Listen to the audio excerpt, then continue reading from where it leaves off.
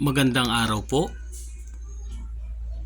Madalas po bang lowbat ang inyong lead acid battery? Gamit po natin sa solar setup. Ganito po ang gawin ninyo, baka makatulong po. Di bali meron po akong dalawang SCC.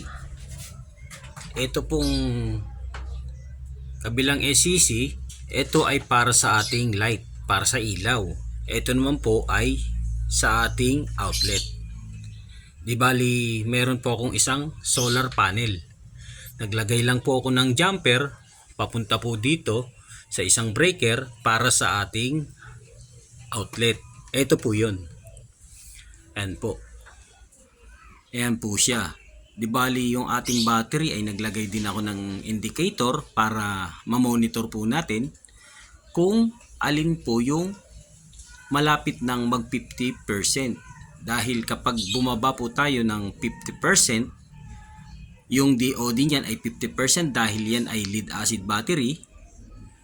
Kapag nagamit ay 50% at bumaba, may posibilidad po masira ang ating battery. Kaya nilagyan ko po siya ng battery indicator. Ito po yun. Ayan, makikita nyo po siya 12.8 saka 12.5 yung ating light. Di bali, ito po yung switch ng ating ilaw. Ito po yung connection para sa ilaw. I-off ko po siya. Ayan, ayan po siya. Ngayon po, bubuksan po natin yung ilaw. Ayan, papatayin na po natin yung switch.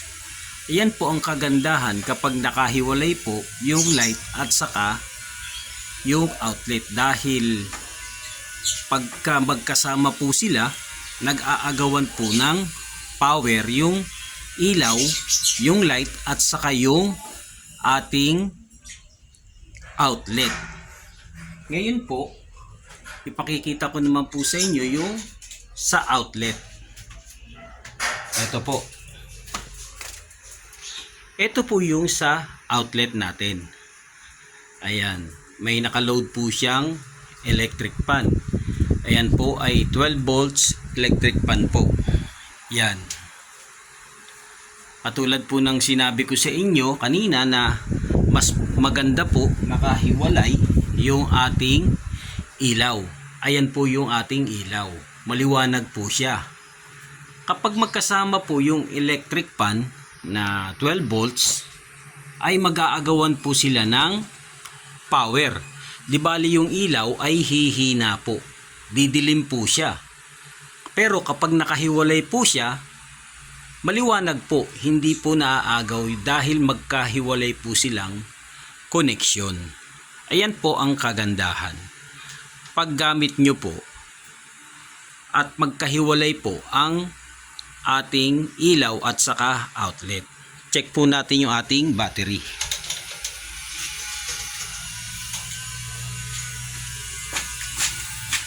Ayan po. Ayan po yung ating battery. Lead acid battery. Ayan po yung light. Ito naman po yung sa ating outlet. Kaya yung sa mga gumagamit dyan ng lead acid battery, kasi ayan po talaga ang kadalasan na sakit. Kapag ang gamit mo ay lead acid battery sa solar, madalas po siyang nalolobat.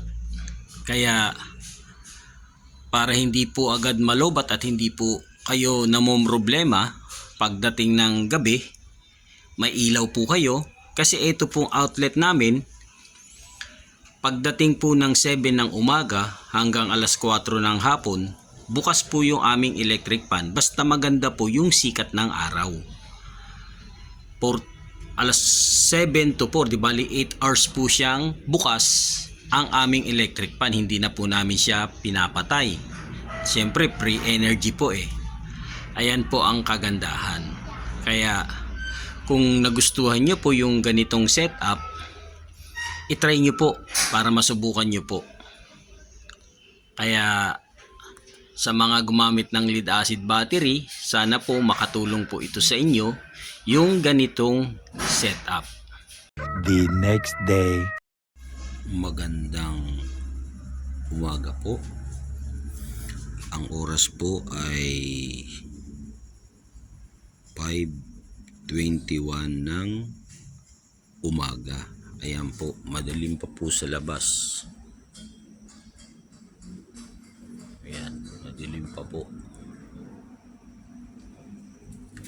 Ayan, madilim pa po. Ngayon po ay i-check natin yung ating solar. Ayan po. Tignan po natin yung ating solar kung ilan pa po ang natitira. Ito po ay lead acid battery. Ayan po. Yung isa po ay 12.3 yung light. Yung isa naman po ay 12.5 yung outlet. Ayan. Ayun po. Ito po yung aking SCC. Hindi makita kung ilan. Ayan. Di bali 79%. Ayan. Pinakita ko po sa inyo na hindi po siya mabilis malobat. Kaya kung gusto niyo pong gayahin yung ganitong setup para hindi po mabilis malobat ang inyong lead acid battery, ganito po ang inyong gagawain. Paghiwalay nyo po yung light at saka yung outlet. Ayan po yung ilaw. Malakas po siya. Ayan. Hindi po siya nag-aagawan ng connection yung power. Kaya kapag bukas ang electric pa ninyo, yung ilaw naman ninyo, kung magkasama ay hahatake ng power ng electric pan yung ilaw, kaya po siya didilim. Kaya sana po ay makatulong sa inyo yung ganitong setup para hindi po kayo namumroblema, dahil ang lead acid battery ay madalas pong lowbat. Ganito po ang madalas na sakit ng lead acid battery. Sana po ay makatulong sa inyo yung video na ito. Maraming salamat po.